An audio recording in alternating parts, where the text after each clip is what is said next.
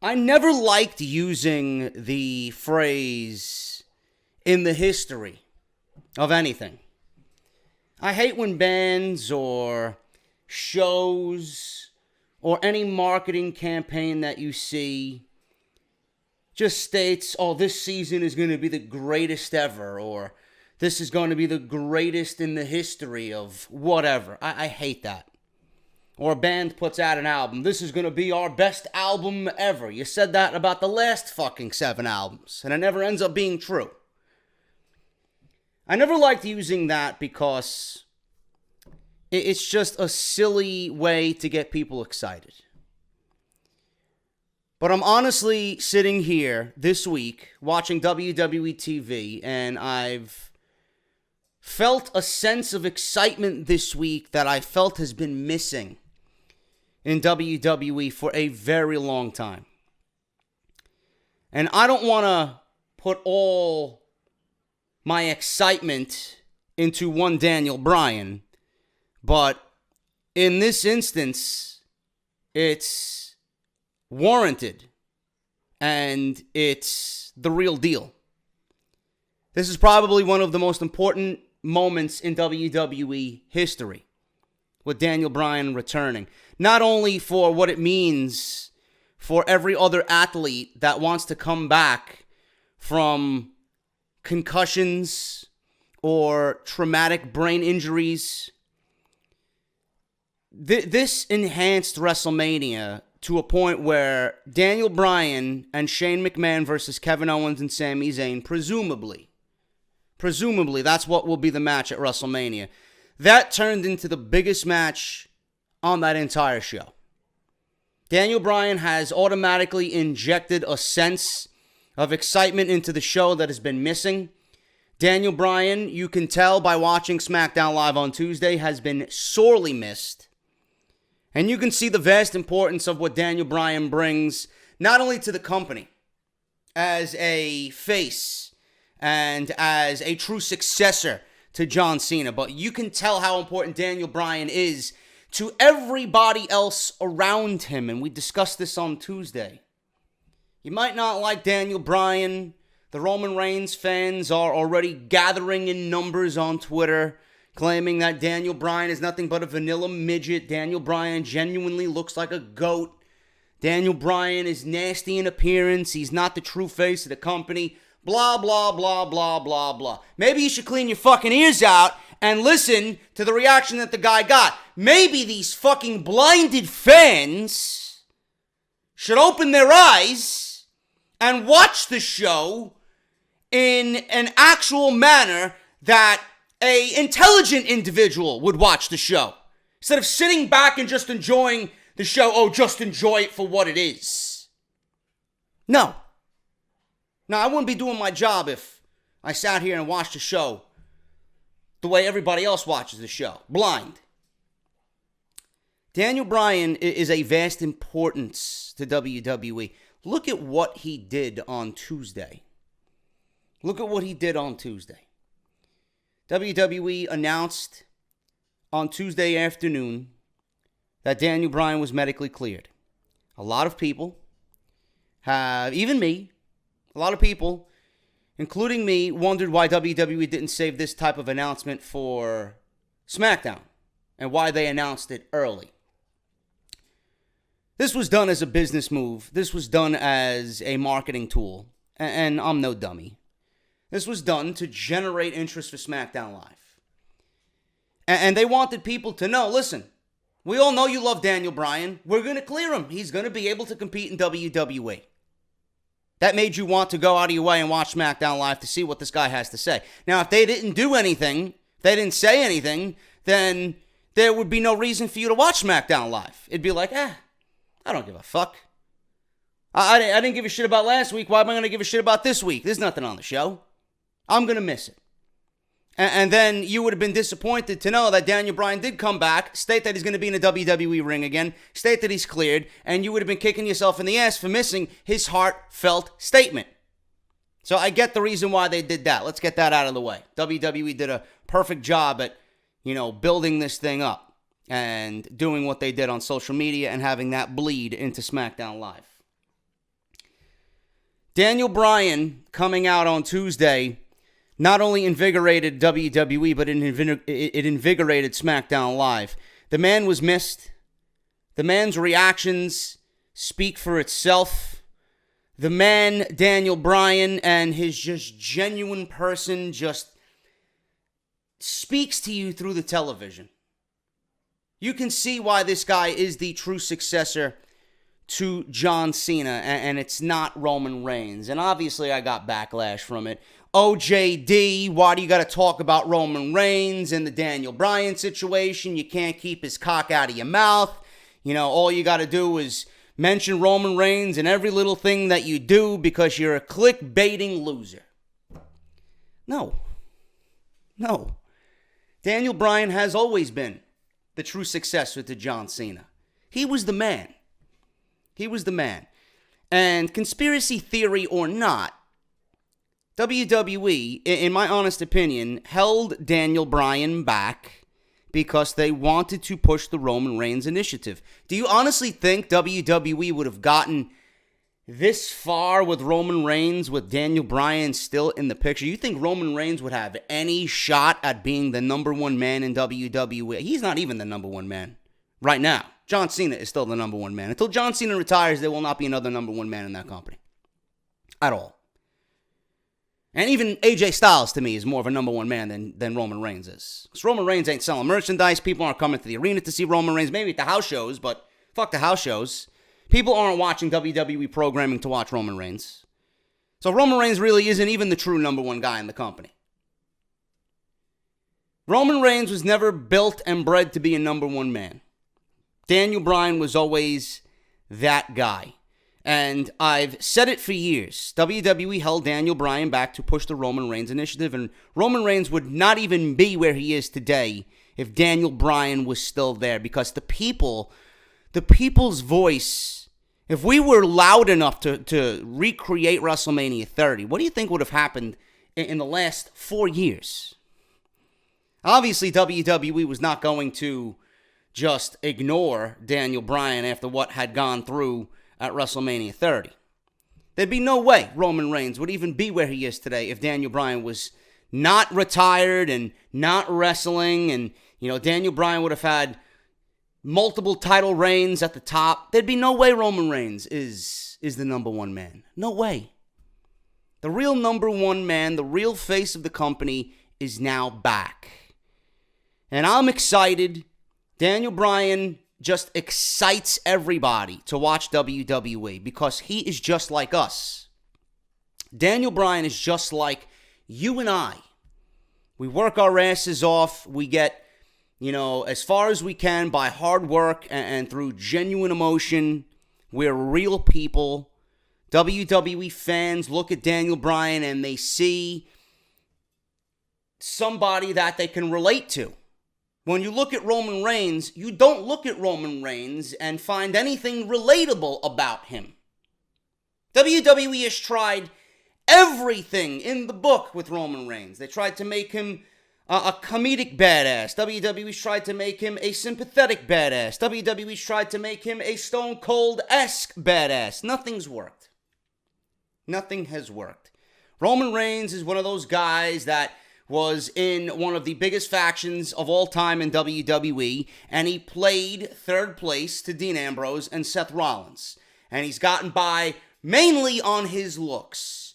And the fact that the corporate machine and the fact that his family lineage is the only thing going for him, that's the reason why he is where he is today. And if you don't believe me, and if you want to fucking poke fun at me, and if you want to fucking criticize me about everything I've said about Roman Reigns here, then I really don't give a shit. I really don't give a shit. If I hurt your feelings, good. Good. Because nobody else is going to say it, so I have to say it. There's nothing relatable about Roman Reigns. Nothing. Just look at what happened on Monday Night Raw. We didn't give a shit about Roman Reigns staging a fucking stoppage to Monday Night Raw because he wanted Brock Lesnar. We didn't give a fuck. Comes walking out, and we'll discuss that. Believe me, we will discuss it when we get there. Walks out, got this conceited swagger about him. Who the fuck does he think he is? Seriously. There's nothing relatable about Roman Reigns at all. Daniel Bryan is the guy that we all want to see. He's the guy that we've all wanted to see for years. Daniel Bryan's importance to WWE expands well beyond what we've seen on Tuesday. Daniel Bryan is the type of guy that is a company man. Daniel Bryan is the type of guy that is relatable to everybody watching that product every single week. And the main thing about Daniel Bryan that I seen, and the main thing about Daniel Bryan that you know is more important than everything, is Daniel Bryan makes everybody around him that much better. Look at what Sami Zayn and Kevin Owens have been doing for months. And then look at what they did on Tuesday night in a brutal attack on Daniel Bryan. Sami Zayn and Kevin Owens' stock in WWE was fucking enhanced tenfold with that attack on Daniel Bryan. Daniel Bryan presents to WWE programming a true babyface that is going to enhance every other heel around him. That's how good he is. That's how over he is. And Sami Zayn and Kevin Owens looked like legit superstars coming out of that attack on Smackdown Live. If I need to explain this to you, then you really aren't watching the show the right way. The vast importance of Daniel Bryan expands well beyond our love for him. He is such an important piece to this product that I don't think the majority of the audience really understands how valuable he is. The true face is back. The true face of this company is back.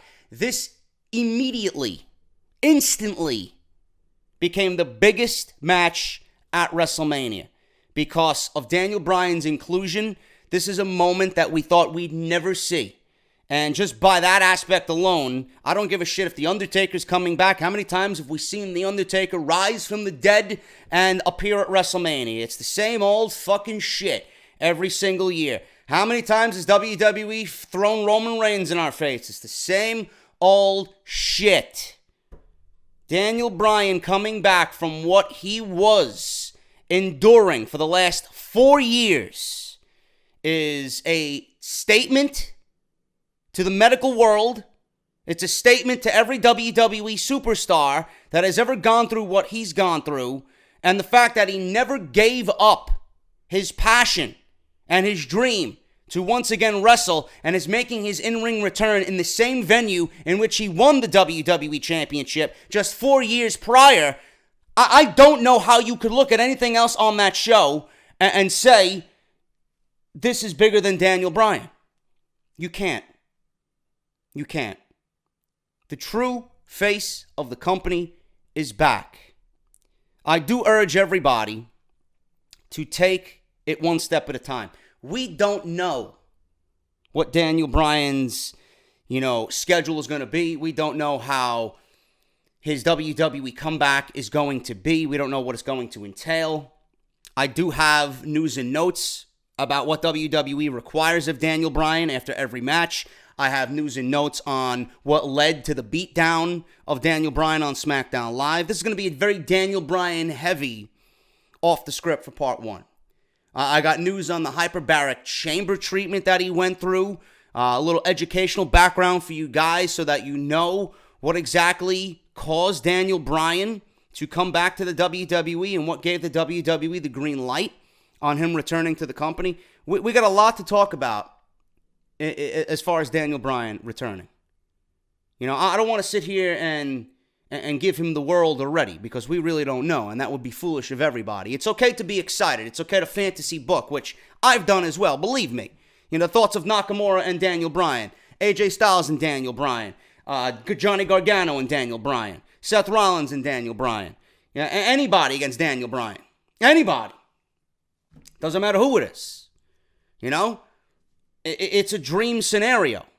I'm fantasy booking Daniel Bryan coming back for the WWE Championship because he really never even lost it. He never lost it. He had to give it up.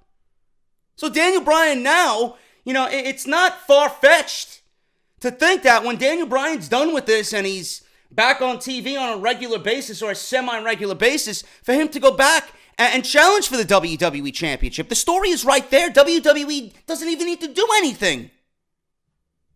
It's not that out of the question.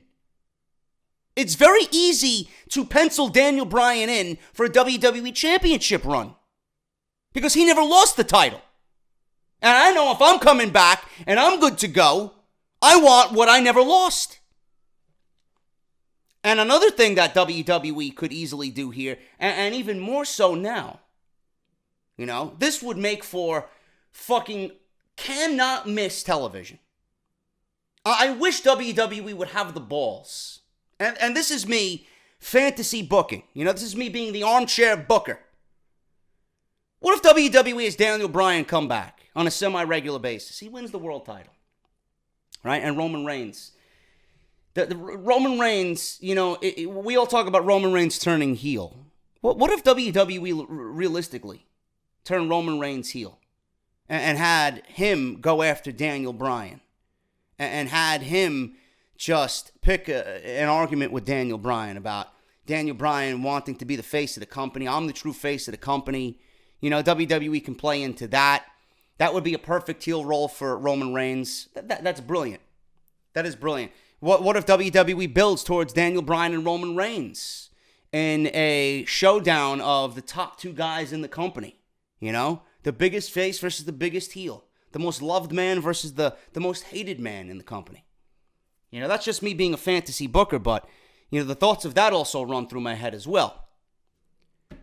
But WWE gave Daniel Bryan an opportunity to come back, and everybody is excited, rightfully so. This is the biggest moment of the year, bar none. This is the biggest moment of WrestleMania. I hope WWE treats Daniel Bryan's return as something special. I hope WWE realizes what they have in Daniel Bryan. I'm assuming they do because they brought him back for this specific reason. They know what they have in Daniel Bryan. There is way too much money to be made off Daniel Bryan. Daniel Bryan wants to be in WWE. He has proclaimed this everywhere he went, every podcast he's went on. WWE is not going to let this guy go. WWE knows this contract is up in September, and they're going to give this guy whatever they need to keep him. They know how valuable he is. They know how valuable he is. They could have easily said, we don't want you wrestling. They know. And they did. Daniel Bryan might end up being the highest paid athlete in the sport when September comes. He's not going to be at All In. He's not going to be at Final Battle. He's not going to be at New Japan, at Wrestle Kingdom. He ain't doing none of those things. He's going to be in WWE. It's nice to think about, but the way Daniel Bryan came out and genuinely shed tears on Smackdown Live and thanked everybody, the WWE doctors, the WWE, Brie, he ain't going anywhere. I see reports already about Daniel Bryan leaving the WWE and going back to the Indies because now he's fully cleared. No. Daniel Bryan now is a WWE lifer.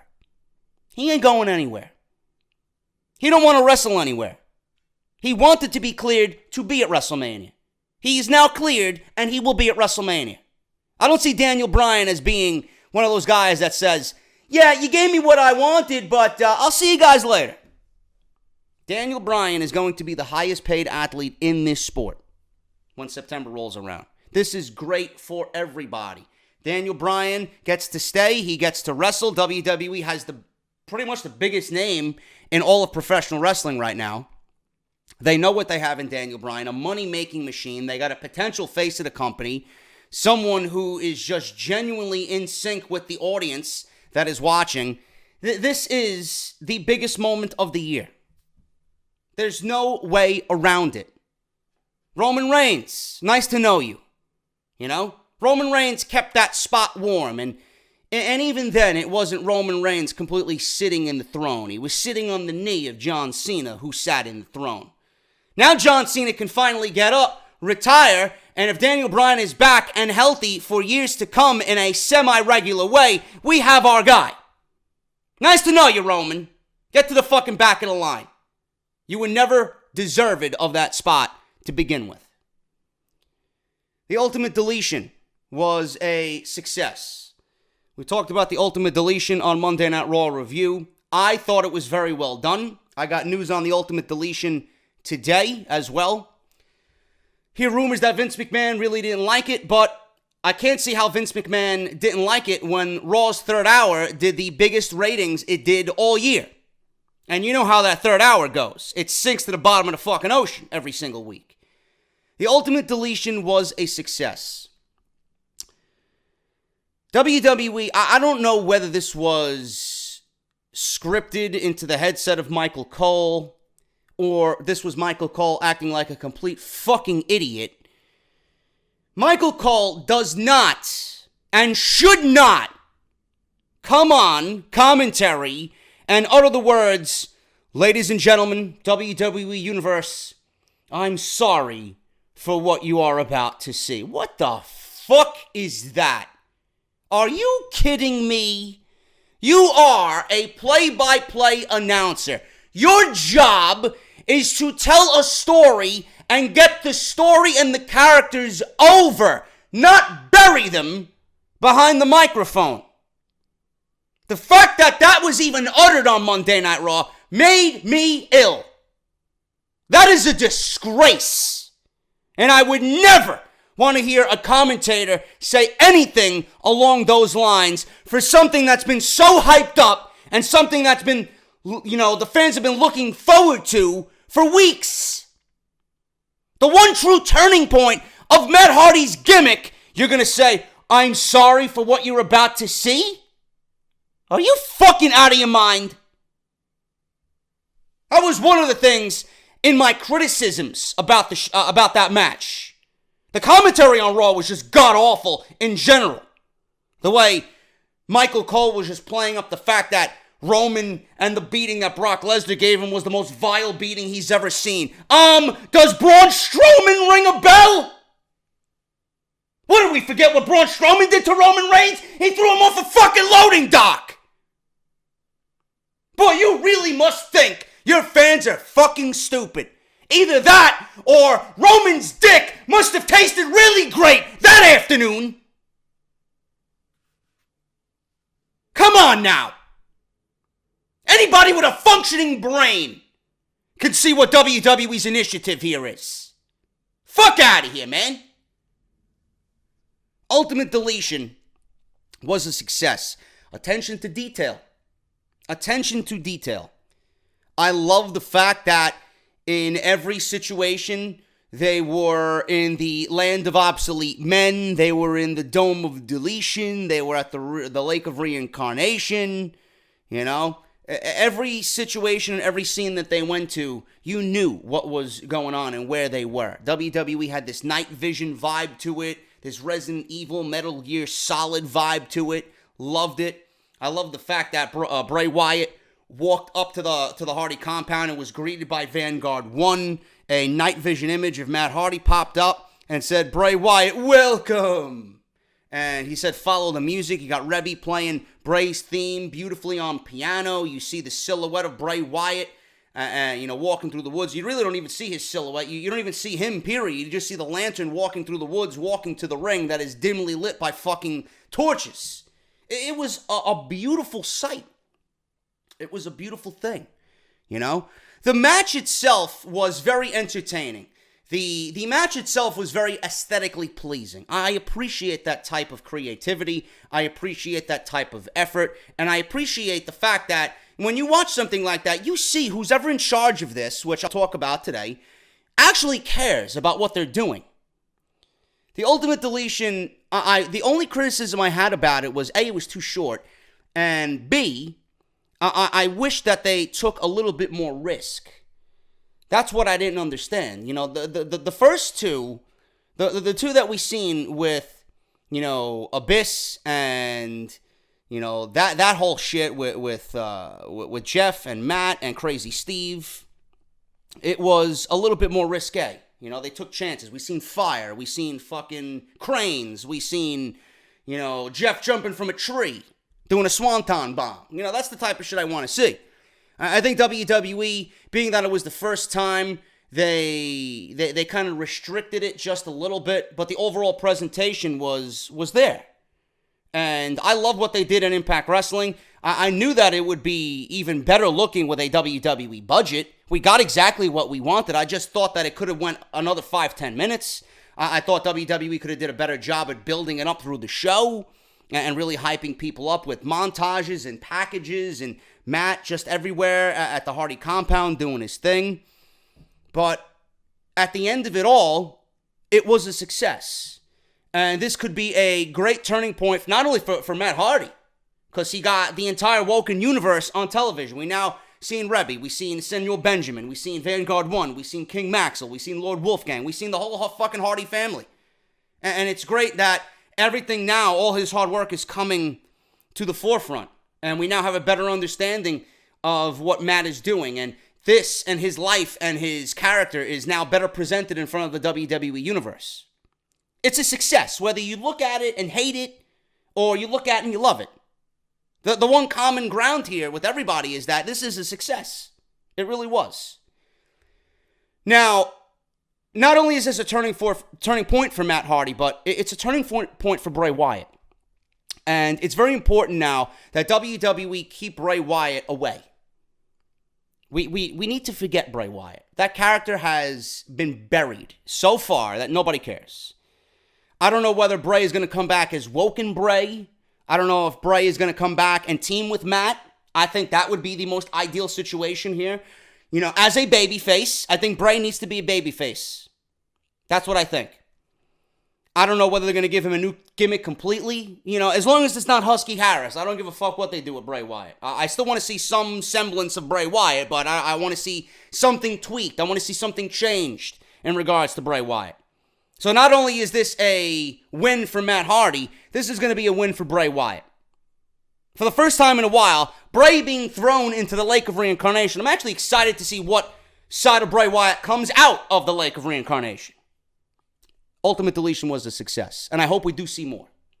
I do think WWE was a little reserved here, and I do think that being that it was a success and was trending all over social media, and the YouTube video did fucking amazing, I do think we see another final Deletion type scenario somewhere in the future. It's got to be the right opponent, and it's got to build off what we see in here. I think WWE was not only a little reserved here because they didn't want to go all out. You know, they were reserved for the audience because many of the people realistically never seen something like this. And I thought it was a success overall, and I'm hoping that we do see another Ultimate Deletion in the future. Roman and Lesnar. You know, I discussed this on Monday Night Raw, and I'm going to be honest with you guys because that's how I am here. I don't sugarcoat anything. There was a moment on Monday Night Raw where I thought WWE was going to have a success with what they were doing with Roman Reigns. For a split second, I thought, holy shit, whatever Vince is doing is going to fucking work. I thought they were going to pull off Roman and getting him cheered and getting him a babyface reaction was going to work. I thought it was going to be pulled off. And I'm not afraid to admit that. You know? When I watched what they did on Monday Night Raw, I thought, holy shit, Roman Reigns is going into WrestleMania as the babyface and Lesnar's going in as the heel. You know, the more I thought about it, the more I thought that WWE, just whatever they were doing, is going to end up failing anyway. There's no way that Brock Lesnar is going into WrestleMania as the heel. He's not. No matter if he's leaving WWE to go back to UFC or if he's staying with the WWE. Lesnar is not going to be booed in New Orleans. He's not. There's no way that Roman Reigns is walking in there as the guy people want to see win the Universal Championship. There's no way Roman Reigns is walking into New Orleans as, this is my guy. I would not be surprised. I would not be surprised if Reigns and Lesnar goes on last, because that's what Vince wants to do. Vince wants to be in gorilla position with his pants down, jerking off, as Roman Reigns has the Universal Championship in hand with the fireworks going off. He thinks that's the happy ending that everybody wants to see. I would not be surprised if Reigns and Lesnar's match is sabotaged by Daniel Bryan chants for the 10 minutes that it's on our televisions. In fact, I hope so. I hope so. Roman Reigns coming out, staging a stoppage to Raw until he gets Lesnar face to face. He's so tough, right? Lesnar, at least, he is the Universal Champion. He's not on Raw. He's not on Raw because he doesn't give a shit. He doesn't give a shit, right? Lesnar's not suspended. He just doesn't want to be there because he doesn't have to be there. He don't give a fuck about the WWE or the title or the fans or WrestleMania. That's the WWE picture that they're trying to portray. So they suspend Roman, and then they have Roman come on Raw in his wrestling gear, mind you. Something I didn't pinpoint on Monday Night Raw review. In his wrestling gear. Now, correct me if I'm wrong. If you are suspended temporarily and you're not allowed in the building, if you're not allowed on the show, why are you in your wrestling gear? Why aren't you in jeans and a t-shirt and a baseball cap, sunglasses, whatever, man? A jacket? Why are you in your wrestling gear? So Lesnar is not suspended. He's the Universal Champion. He just doesn't want to show up. Reigns is suspended. He shows up anyway because he wants to stick up for the boys and girls in the back. Some badass he is, right? You know, Lesnar is supposed to be there. He doesn't show up. Reigns is not supposed to be there, and he shows up anyway because he's a badass. Right? I'm supposed to back Roman Reigns for doing the right thing, even when he's suspended. No, Vince! It doesn't work that way. It doesn't work that way. Stages a sit-down, right? All of a sudden, we got the U.S. Marshals. Everybody else gets just regular whatever city PD they're in, right? The regular police department. There. This fucking goon gets U.S. Marshals. He gets handcuffed, and then he starts beating the shit out of the U.S. Marshals. And then Lesnar comes in and picks his spots brilliantly because he knows Roman Reigns is now handcuffed, so he's pretty much got free reign to do whatever he wants on Mr. Reigns. And I'm supposed to be sitting here backing the guy who is intentionally beating the shit out of 3 U.S. Marshals, right? So what am I supposed to believe? Am I supposed to back Roman Reigns here by beating the shit out of law enforcement? Or am I going to want Brock Lesnar to come save the day and do the right thing? Who's really doing the right thing here, WWE? Is it Lesnar saving the U.S. Marshals, who were never supposed to be beaten up anyway? Or Roman Reigns, because I got to feel bad about him being handcuffed and taken away because he's suspended and shouldn't even be there. This is a failure.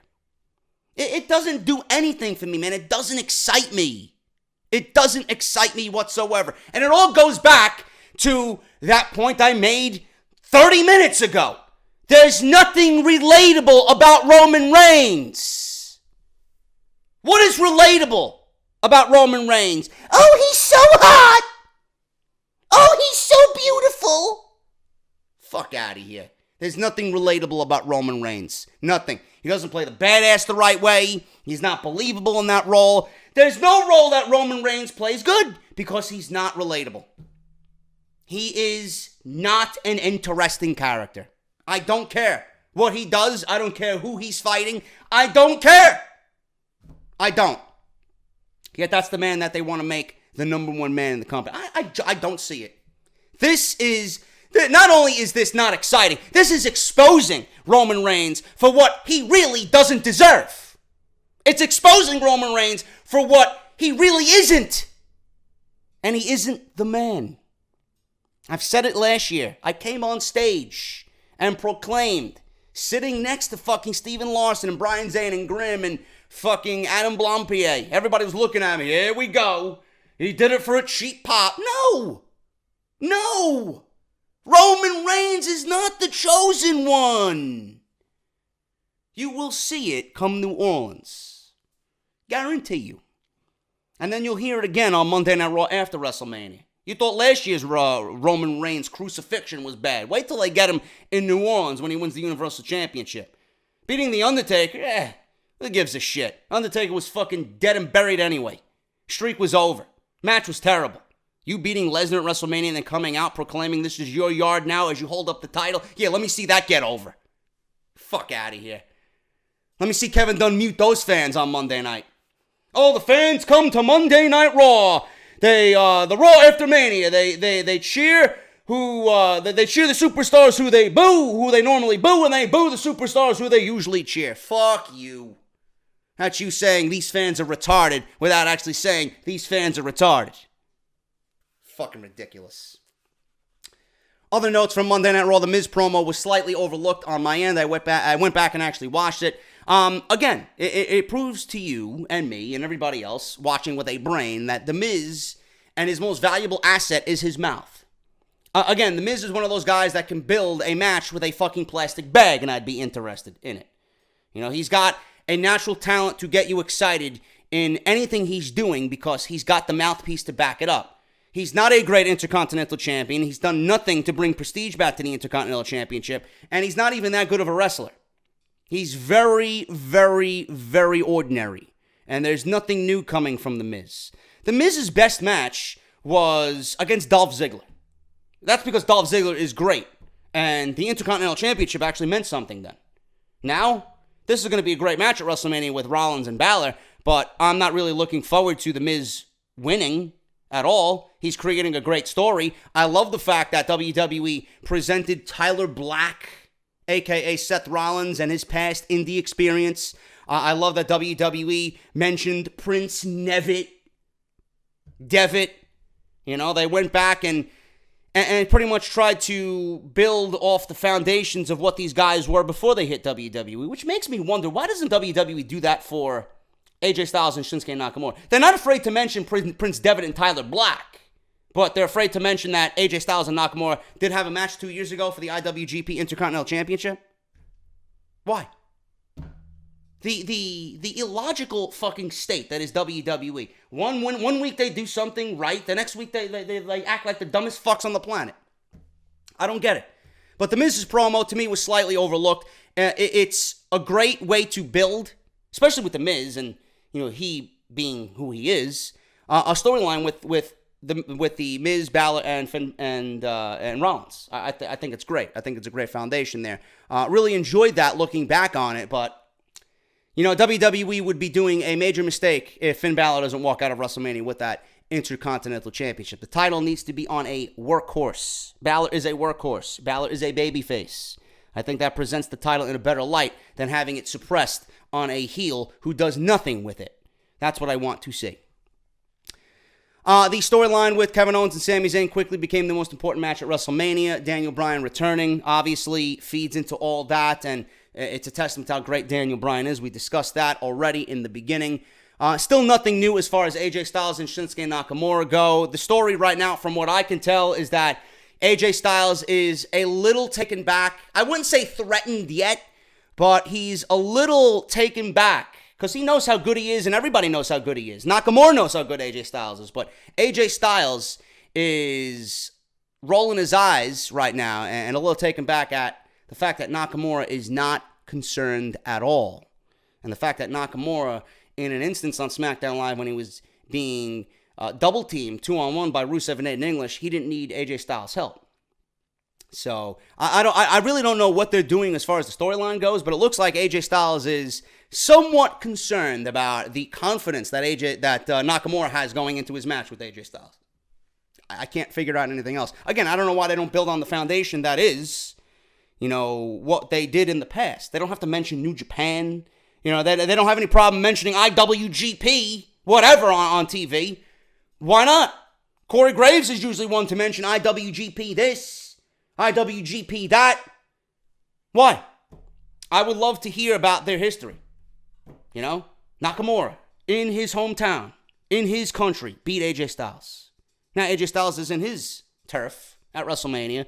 Now you got to try and beat me, which ain't going to happen. That would be perfect. That would be perfect. I don't know why WWE doesn't visit that and lay the foundation for both of those guys based on that. Tommaso Ciampa continues to be one of the best heels in the company since his return. I love the fact that he's back on television. Psycho Killer. Beautiful job by Ciampa on NXT this week. I love the fact that he took a sign from some clown in the front row and wiped his ass with it. A Johnny Gargano sign. I love the fact that he ripped a sign from the clutches of Grandma and got in Grandma's face and talked shit to Grandma. I love it. And I love the fact that Johnny Gargano legitimately bought a ticket to get his hands on Tommaso Ciampa. And you know what, WWE? He was in street clothes. Wow! Why is Johnny Gargano in street clothes trying to get his hands on Tommaso Ciampa, but Roman Reigns is in his typical Shield gear while suspended? Does he walk around the streets like that? Does he go into fucking Target and buy shampoo and shaving utensils in his Roman Reigns Shield garb? Does he walk into Target as he's fucking going to the checkout line, paying with his vest on? Yeah, I'm the big dog. Fuck out of here, dude. No! You're suspended! At least present it to me in a way which means Roman's suspended. WWE did that with Johnny Gargano. Attention to detail. Very important. The reason why I mention it. Johnny Gargano returned in street clothes, beat the shit out of Tommaso Ciampa quickly. Quickly, security there was to break it up. And I mentioned that I would not mind if this match doesn't take place at New Orleans. I would actually, wait till Chicago. I would continue building this up and having Gargano try and get into the arena and continue what they're doing with Ciampa on social media and just kind of digging the knife in deeper, making Gargano wait, just angering him more. Get Candice LeRae involved, being that she's not suspended or terminated. Get him involved. Have a nice little showdown with Ciampa and Candice LeRae, Johnny Gargano's wife. It doesn't necessarily need to happen unsanctioned at New Orleans. New Orleans is stacked already anyway. Have it happen in Chicago. Money in the Bank weekend. Non-sanctioned match made by Regal. I want this fucking over with. Ciampa wants the match. Regal signs off on it. We have nothing to do with it because Gargano is not an employee of WWE. And if Gargano wins, stipulation, he gets his job back. Add a little bit more, fun to the pot. I like that idea, man. It doesn't necessarily need to happen at New Orleans. I think it probably will, but I would wait. I'm not going to complain if it happens in New Orleans, but I think for the better of the storyline, being that this is a blood feud, and I want it to build, I think Money in the Bank weekend would be ideal for Gargano and Ciampa. Andrade Cien Almas came back. Angry Almas is a good Almas. Obviously, it played into the fact of what Aleister Black did last week.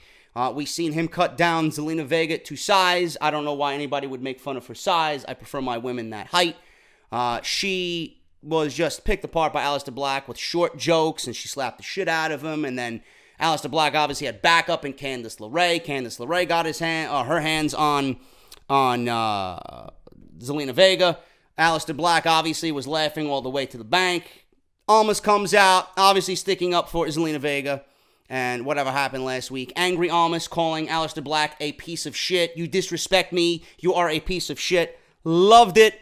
Supposedly they're going to have a face-to-face next week. That alone is must-see. I think that's going to be a great match at TakeOver. Looking forward to that as well. And Adam Cole, man. Adam Cole is the future of WWE. All you need to do is watch this guy and the progression this guy is making. It's one of the things I'm keeping the microscope on.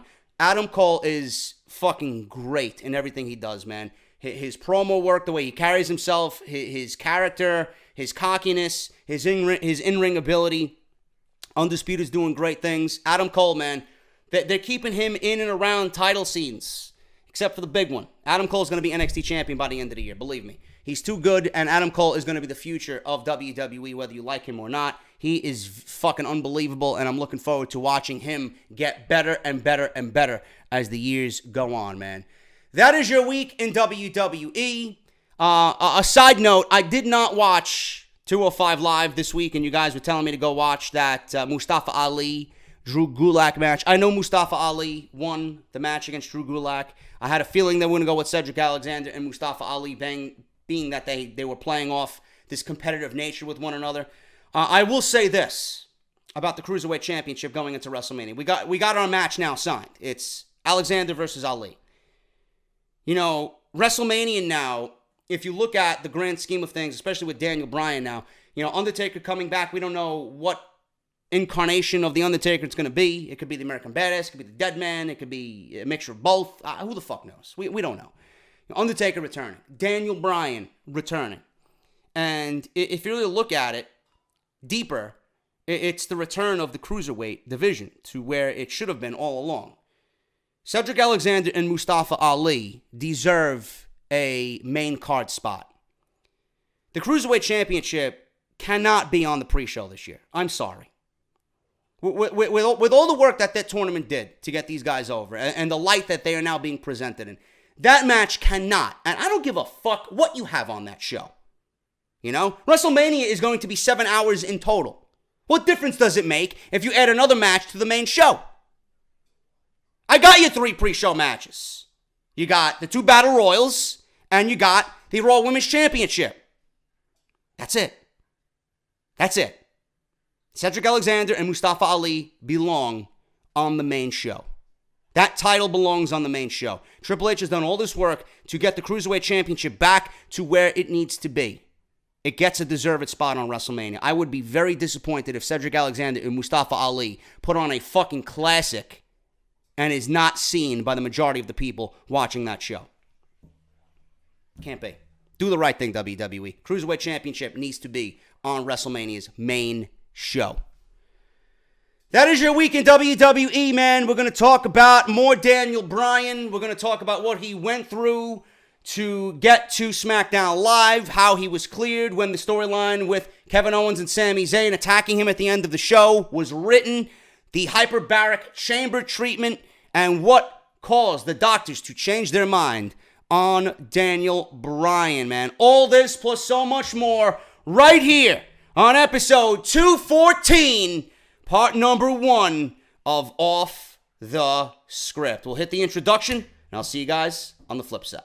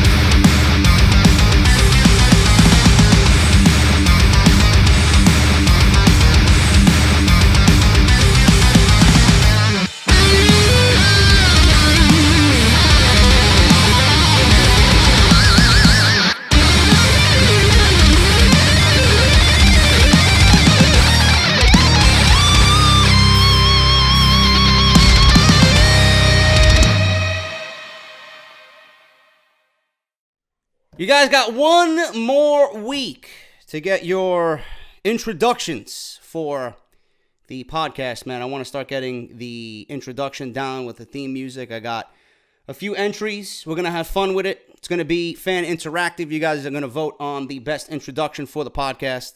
So you guys got till next Friday, Off the Script, episode 215. So get your entries in, man. You guys can tweet me. You guys can email me.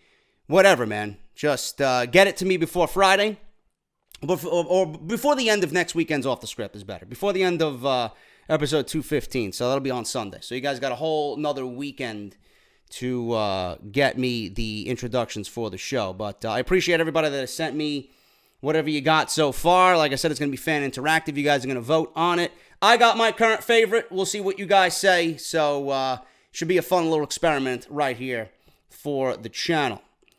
I want to thank everybody, man. Literally, the gold foil t-shirts are no more. And I am very, very sorry for those who tweeted me or DM'd me or emailed me that you wanted a gold foil t-shirt. I have absolutely no control over any of that, man. This is the one we're talking about. The gold foil JD Club t-shirt, it is no more, man. It is gone. You guys had 2 weeks to get it. I feel sorry, then again, I don't feel sorry. Because you had 2 weeks, and I've been talking about it every video that I uploaded. It's there. It's being advertised. But the gold foil shirt is out of my control now. You guys will be starting to get it within the next week, week and a half. Before WrestleMania, for sure. I think it's between April 5th and April 8th. So hopefully you guys get it before WrestleMania. That's what I was told. But they are going to start printing, and they're going to be shipping them out immediately. So for everybody that was wondering when am I getting my shirt, I ordered it 2 weeks ago. As soon as the campaign is over, then they start printing because they send them out in bulk. But I have no control over it anymore, man. We sold 95 in total. 5 away from that 100, man. But you guys did fucking awesome. And I want to thank everybody for showing support to the podcast by joining that campaign and just getting your Go Full t-shirt. I'm not sure if they'll do that again. I was told it was a one-time deal, so, you know, I'm always waking up to surprises in my email, man. So we'll see what happens. But thank you guys. The 95 of you who bought it, thank you. You guys want to get the JD shirt that is going crazy on Barbershop Window. They do it for Roman, man. They do it for Roman. Exclusively, only on barbershopwindow.com. As you guys can see there, they do it for Roman with the WrestleMania 34-esque feel. And then you got the Beaver there, coming out, looking for wood. Nakamura? You guys think that Nakamura is going to main event WrestleMania? The Roman Empire is taking over, man. Wood? There you go, man. There you go. If I see you wearing this shirt, I might do the Kevin Dunn impression in person. No promises. I might have to be a little drunk, but we'll see what happens, man. They do it for Roman. Barbershopwindow.com/offthescript. It is the number one selling t-shirt for last weekend, and hopefully we can continue that, man. Thank you guys so much to everybody that ordered. We blew a lot of the other shirts out of the water, man. But if you guys want anything else, a lot of you guys have been upselling yourself. You see the Roman shirt and be like, oh shit, JP's got some great merchandise here, man. We got the entire line of Get Off My TV, the Goon City t-shirt, the Negan. Because I am Negan, bro. I was fucking scared about. I'll probably get some fucking clown in the comment section. Oh, JD, you ruined it for me, man. I had it on DVR, man. I was afraid for Negan's safety on Sunday, man. Holy shit. Negan can't die, bro. Negan can't die. Okay? It's bad enough what happened to Lucille. We can't have fucking Negan go away. You know? I'd be very heartbroken if Negan died. I didn't even shed a tear for, what's his name? Glenn. You know? There's not many characters on that show I'd shed a tear for, man. Carl, I shed a tear. You know? Negan, I'd shed a tear. So we'll see what happens, man. JD's Negan and the original gray Off the Script t-shirt there on Barbershop Window. We also have 3 other new designs not featured there, because that's an old picture. Eat, Sleep, Bench, Repeat. Get it. Jinder Failuraha. Guy's terrible. And we have the new Goon. Get Benched Goon t-shirt available on barbershopwindow.com. Thank you guys for supporting our main sponsor this year, Harry's. Harry's is a good man. Harry's is a great company. Harry's.com/script. Free trial shave set, man. Everything you guys see pictured there. For those who are listening on iTunes and Podbean, you're probably wondering, what the fuck am I looking at? I can't see shit. But you guys are going to get a razor handle. Durable razor handle, by the way. Razor blade. Smooth as fuck. Razor blade protective case to protect your blade. And Harry's foaming shave gel. It soothes and hydrates you like a fucking beast. Harry's.com/script for your free trial shave set. Within days, you'll have the best shave of your life. I guarantee you're not even going to look at anything else, man. You're going to use Harry's, you're going to throw the other shit that you've been using away. I've been using, the thing with me is I was using disposable razors because I thought paying for razors was fucking economically ridiculous. They were just way too expensive. So I'd buy a well-known name brand disposable razor, right? Because I shave I was shaving once every 2 weeks, but with Harry's, man, I actually enjoy shaving. It's so easy and effortless, man. Believe me. You pay $2 or $3 for the shipping and handling, and then you're going to get the best shave of your life. You're going to go out and buy the rest of their products, guaranteed. Harrys.com/script. And my other sponsor, audibletrial.com/offthescript. You guys got 30 days, 1 month free of their service. That includes 1 free audiobook. You guys can get any of the books featured there. Crazy is My Superpower by AJ Lee, Justin Roberts, Best Seat in the House, Jim Ross, Wrestling is My Life, Slobber Knocker, Shawn Michaels, Wrestling for My Life, or Jericho's autobiographies, all there on audibletrial.com/offthescript. If you guys have already signed up, please tell a friend, tell a coworker, tell the bus driver that takes you to school, tell your girlfriend's family. Let's get on board with Audible, man. They're good people. Same thing with Harry's. If you already signed up and you know somebody who can use a good shaving, tell them, listen, JD's giving away free trial shave sets, man. Harrys.com/script and audibletrial.com/offthescript. Thank you guys so much for all that. Follow me on Twitter. I gotta plug my own shit, right? Follow me on Twitter at JDFROMNY206. Hit that subscribe button down below. We are fast track to 90,000. Looking forward to seeing that 90. You know, I'm loving the growth, man. I'm loving the growth. I love it. And I look at other people and they're not growing. I wonder why. But we got great growth. The numbers are great. The fucking videos are on fire. View-wise, man, we're well above average for the views to subscriber ratio. So you guys are kicking ass, man. Thank you guys so much for all that. Subscribe, hit that bell. Make sure you guys are notified. Turn on the bell for all notifications so you get a YouTube notification. I'm hearing they're fixing sub boxes. Yeah, I'll believe when I see it. And if you guys want to follow me on Twitter as well, it automatically shoots to the Twitter feed. So you know, oh shit, JD uploaded a video. So make sure you guys do that as well. And yes, Negan, see? Nothing can happen to Negan, bro. Negan cannot die, okay? If JD Morgan is not on the show anymore, I don't think there's any reason for me to watch it. You know, I still got Rick, but, you know, I'm a villain guy. I got to go with Negan. Anyway, I'm not here to talk about The Walking Dead. I could probably get massive views if I do a Walking Dead podcast, too, but I won't go there. Let's talk about Daniel Bryan, man.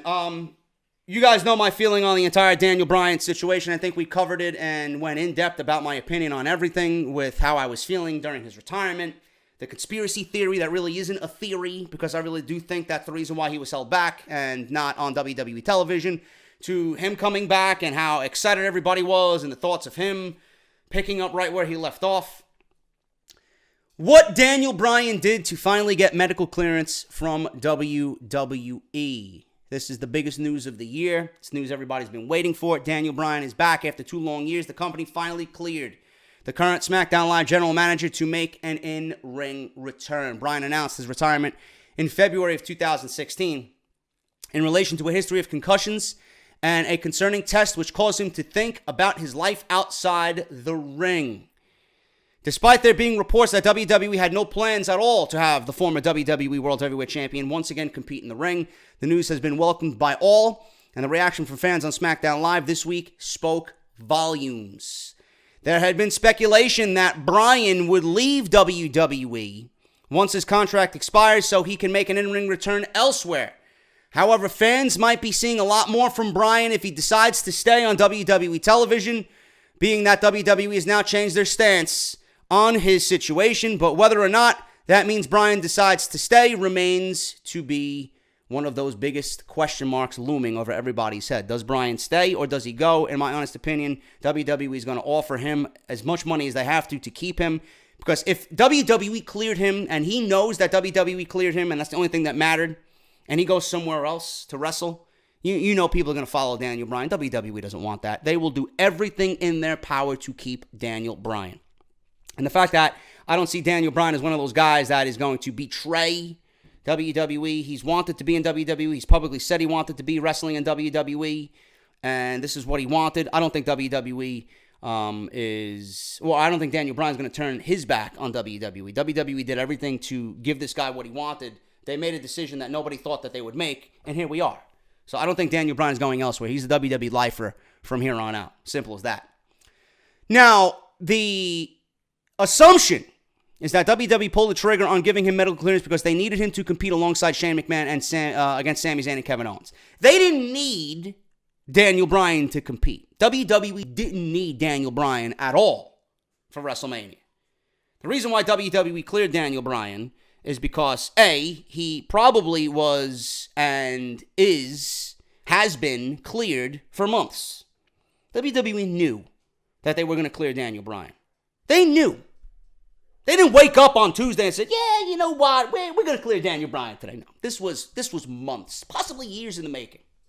And this is why I so vehemently go on these rants about Daniel Bryan being held back by the machine because of the Roman initiative. You know, it's not that difficult to piece together.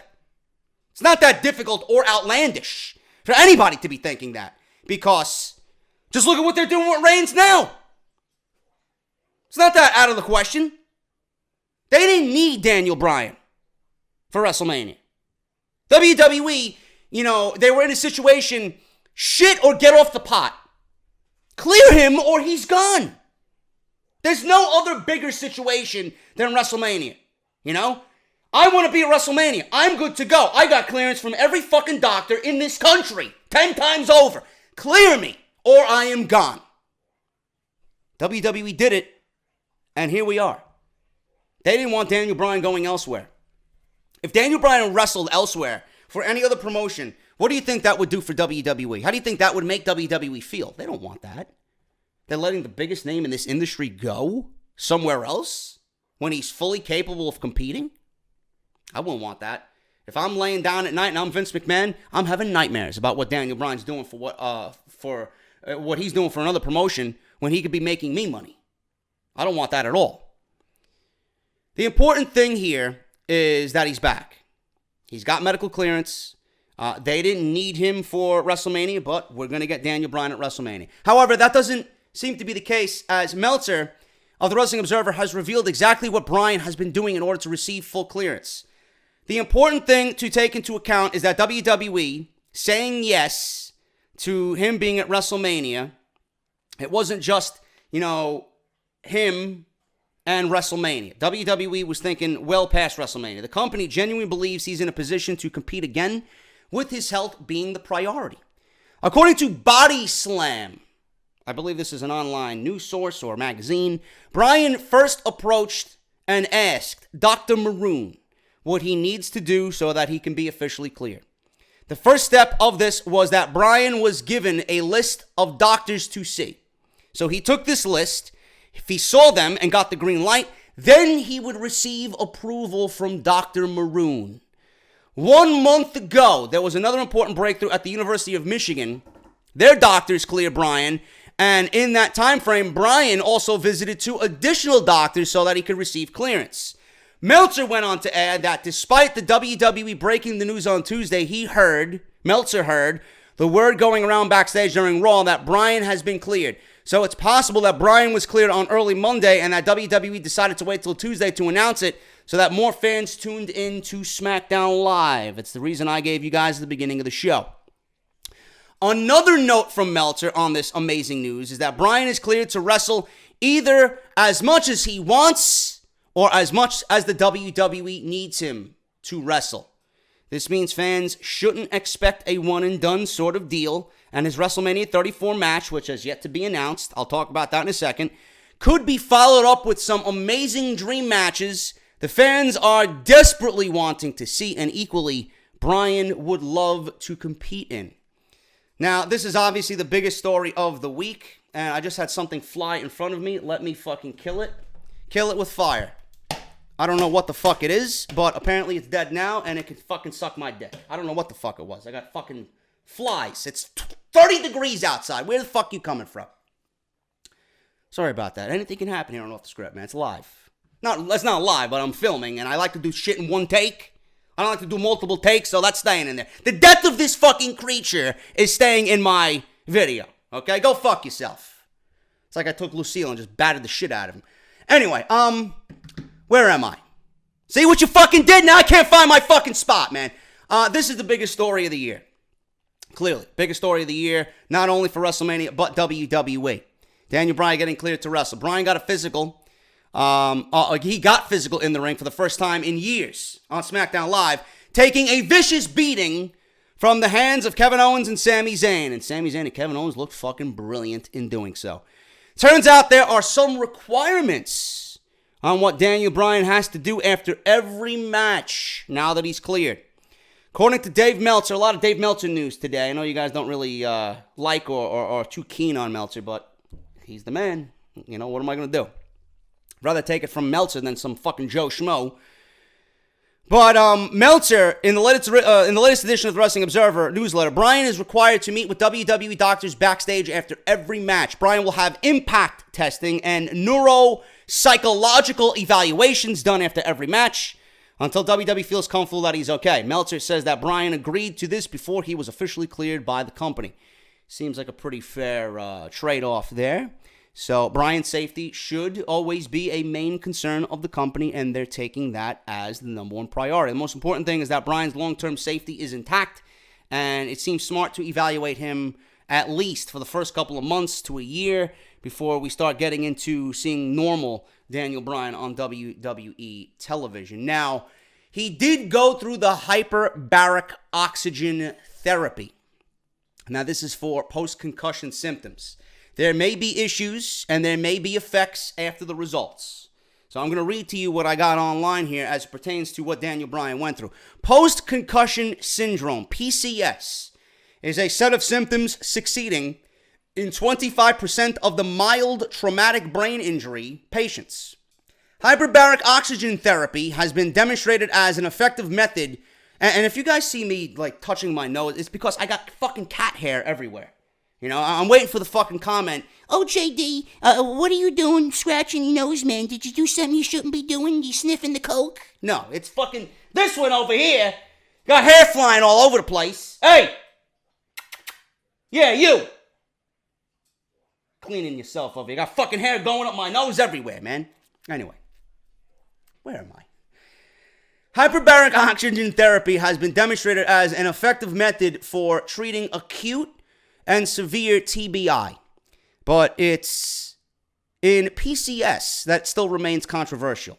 In this news article that I got, these doctors, reviewed the clinical studies of hyperbaric oxygen therapy in post-concussion syndrome patients, summarized the limitations of these studies, and discussed the limitations. Inappropriate groups using room air 1.2 or 1.3, delayed HBO administration, subjective assessments methods, time point for outcome assessment on small sample size.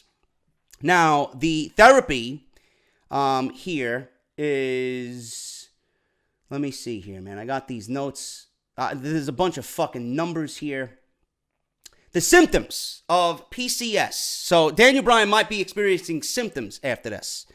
25% of mild traumatic brain injury patients. The symptoms of PCS include headache, dizziness, neuropsychiatric symptoms, and cognitive impairments, and may continue for weeks, months, or a year, up to a year or more.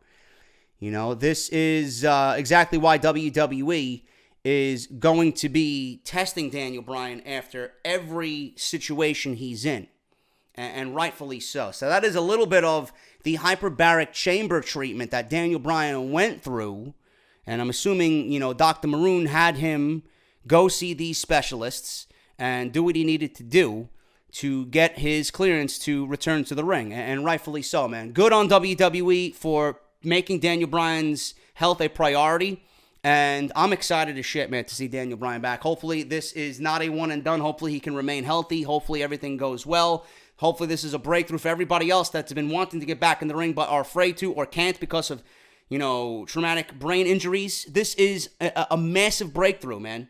Not only for WWE, for Daniel Bryan, but fucking sports, you know? Well, what about Corey Graves? Corey Graves could eventually get back in the ring if WWE finds him to go through the same treatment Daniel Bryan went through, you know? It's an amazing breakthrough, and I'm excited to see what happens with Daniel Bryan moving forward. Now, the WWE, they decided to have Sami Zayn and Kevin Owens attack Daniel Bryan in shocking fashion. I was shocked that Daniel Bryan was doing whatever he did on Smackdown Live. You've seen the intensity in Daniel Bryan. You've seen how genuinely happy this guy was to be back. I didn't think he was going to start throwing missile drop kicks in the fucking corner, running at full speed, you know, but he was there taking super kicks. He even got apron powerbomb by Kevin Owens. It was a great attack. It made Sami Zayn and Kevin Owens look like fucking $10 million. Awesome. Daniel Bryan is back, and it's worth shouting from the mountaintops. I've been doing it for years. People were so happy to see him make his return and knew something amazing was on the way. Instead, what fans received was actually a brutal attack from Kevin Owens and Sami Zayn in which they assaulted Daniel Bryan with a Helluva Kick and a pop-up power bomb on the apron. A lot of people wondered why WWE went straight for the money so quickly with an immediate assault. As it turns out, there was no other motive than to tell a great story. I think that is what those people were trying to get across with this angle. That's exactly what it was, Dave Meltzer said on the Wrestling Observer Live. I don't think he was out there trying to prove anything, but to get an angle over, and it does show people that it is exactly what they did right away. You know, everything that he did, it was more than unexpected that he was going to do. End quote. That's from Meltzer. Sami Zayn and Kevin Owens left a brutal mess, and it worked very well to get major heat for the Yep movement. But apparently this angle wasn't even in the plans at all. Even after it was ruled that Bryan was cleared to compete, they didn't have him scripted originally to take a beatdown. Another funny thing about this is him doing something physical on that show was legitimately not decided until just hours before the show. I mean, it was thrown in at the last second. Even when he was cleared, there was nothing going on where he was doing something physical. Then it was kind of like, well, what about this? You know, he's cleared. Let's do an angle. And it was like, well, let's do this angle if he's cleared. So it was a very late rewrite, says Dave Meltzer. Daniel Bryan might have been cleared to compete, but throwing him straight into the deep end with a power bomb from Kevin Owens and Sami Zayn, Helluva Kick, scared everybody. You know, even when he did the missile drop kicks, I was afraid he was going to fucking land on his head. You know, now we're going to be watching every movement that Daniel Bryan has in the ring. Afraid that he's going to kill himself. Now, we can only hope that WWE has big plans for Daniel Bryan moving forward, because at this point, obviously, he's the face of the company. He is the true successor to John Cena. He is fucking mega over, more so than anybody else on that roster. You see the vast importance, not only what Daniel Bryan brings to the WWE based on who he is, but the fact that he makes everybody around him that much better. This is going to be a major, major developing story as the months go on. But the decision to have Sami Zayn and Kevin Owens attack Daniel Bryan, which was beautifully done, I couldn't have scripted it any better. You know, it made this storyline, which was dead, and I didn't really give a shit about, it made this storyline that I wanted to be over with the most important thing going into WrestleMania. I am more excited about this now than anything else on that show. And it just reinvigorated this entire storyline. Sami Zayn and Kevin Owens, you know, we were being pulled at every fucking which end here. Are they going to turn on each other? Is Shane McMahon even involved? What's the match going to be? We went from these guys being in the Andre the Giant Memorial Battle Royal to a possible triple threat match with Shane McMahon. Now Daniel Bryan's involved, and these two guys are the biggest heels in the fucking company now. That's a vast turnaround. That is a vast turnaround. And I loved every minute of it, man. This could potentially be the main event of WrestleMania if they wanted it to. They just got to script it right moving forward. Now, with Sami Zayn and Kevin Owens, WWE is going above and beyond. Last time I said those fucking words, I got shit on. WWE goes above and beyond, and they let everybody know they're going above and beyond. There's nothing wrong with that. To sell Sami Zayn and Kevin Owens and then being fired on SmackDown Live. At the end of SmackDown Live this week, Daniel Bryan decided to fire Kevin Owens and Sami Zayn for their attack on Shane McMahon. And it seems like WWE, Owens, Zayn are going above and beyond to sell the angle. With the return of Bryan to in-ring action this week, many WWE fans believed the company was going in the direction to change Owens versus Zayn at WrestleMania into a tag team match of Owens and Zayn versus Bryan and McMahon.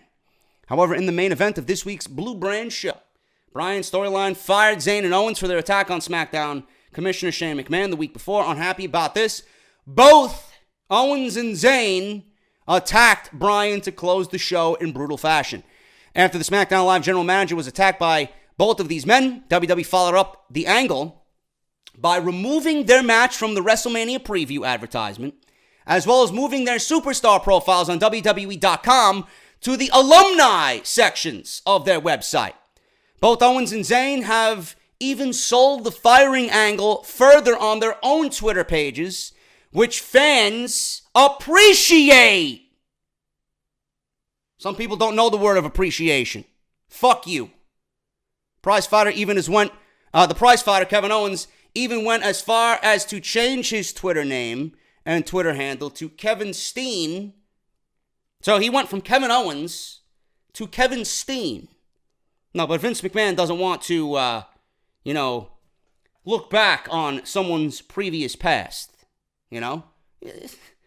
These companies, they do one thing and then they don't do another thing. It's like fucking, night and day with these people.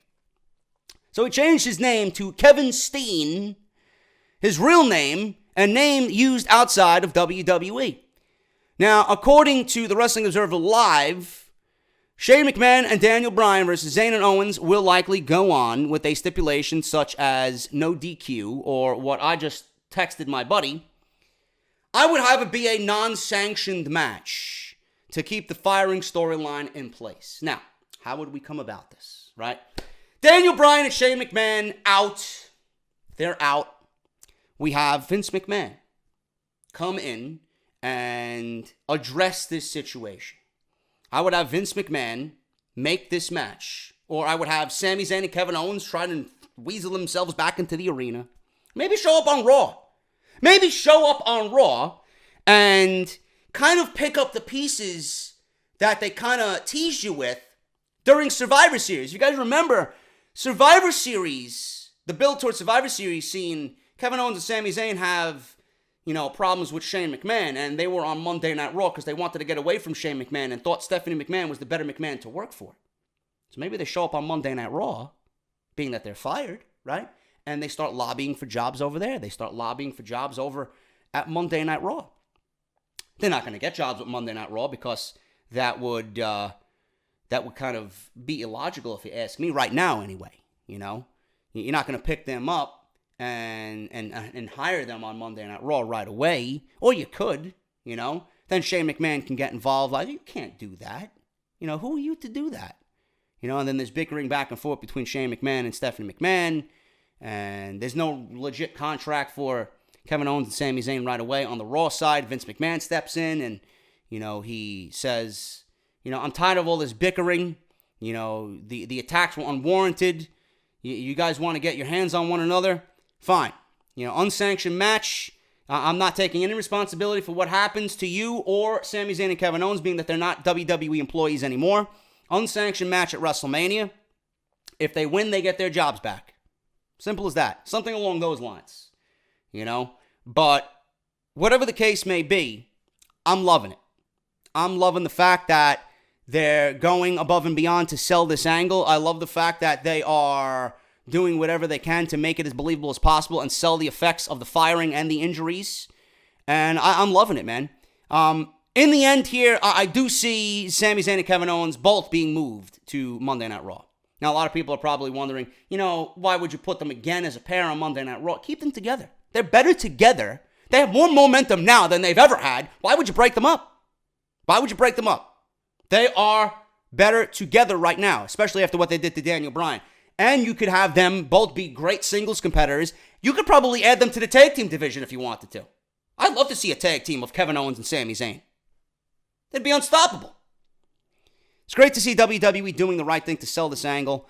At times in the past for this type of storyline, they didn't really go to this type of extent. Hopefully they will continue doing this for this and more storylines in the future, man. Attention to detail. You got to pay attention. It's the little things that matter. One more story here, man. We're going to get out of here because I don't really have a lot of news right now. But I do want to make a mention. Excuse me. I do want to make mention of the Greatest Royal Rumble. We were all wondering if it's going to be a WWE Network special. WWE confirmed it. The Greatest Royal Rumble is coming to Saudi Arabia on April 27th. And it's got the entire community's attention. This will be a huge event. 7 title matches, 50-man Royal Rumble. Not only will it feature an impressive 50-man Royal Rumble, but like I said, 7 title defenses on that show as well. A lot of fans are wondering if this is going to be a network special or not. You're not going to tease me with 7 title matches and a 50-man battle royal, and not feature it on the network. Naturally, people are asking this question. Now, we were all under the assumption that this event is too big to not feature on the network. But WWE has finally said, you know what? It's coming to the network. It is official. We had a pretty good idea that it would be available, but this is actually great news for all involved and if you're a subscriber of the network. This is exactly what we want to see. We're going to be able to watch the Greatest Royal Rumble on the WWE Network. Fans that have tried to cancel their network subscriptions receive notice informing them that Pay-per-view events and specials will be missing out on, including WrestleMania and the Greatest Royal Rumble. This piece of information is certainly good news for fans who wanted to catch this big show and didn't have the means to make it to Saudi Arabia. With 7 title matches and a 50-man Royal Rumble, this could be an outstanding show. Thankfully, it looks like no matter where you are, you will be able to watch this as long as you have the WWE Network. And this means great things as well for that big Australian show that they're looking to have fill 100,000 seats. You know, this is exactly why we sign up for the network, man. Shit like this and shit like that. You know, that international incident, whatever the fuck they're going to be calling it. 100,000 seats, you better fucking believe that shit better be on the network. That's too big to not feature for the fans who are paying good money for the network each and every year. I love it, and this makes me actually more excited about it. The fact that we're getting 7 title matches and might play into WWE storyline, I don't want to really sit here and tell you I'm overly excited about the fucking gimmick of the Royal Rumble happening again in April when we've seen it in January. You know, we'll see what happens, but the fact that it's a network special and we got more content for the network, more content for me, it's a win-win situation, man. Those 7 title matches, that's a big deal because you don't normally see 7 title matches on any show. The fact that we're getting 7 title matches in a 50-man Royal Rumble, man, it's tough not to be excited. So I'm looking forward to the Greatest Royal Rumble in Saudi Arabia on April 27th. That is all I got for you guys today. Thank you guys so much. With the news coming tomorrow, I got news on Rey Mysterio. He is out of the New Japan show in Long Beach. He is not fighting Jushin Thunder Liger. That will now be Liger versus Will Ospreay. But now Rey Mysterio is meeting with WWE doctors. Reason why Bayley was pulled from a mixed tag team match at Madison Square Garden. Makes you wonder what they got in store for Bayley. Big update on AJ Styles for WrestleMania 34 and The Miz.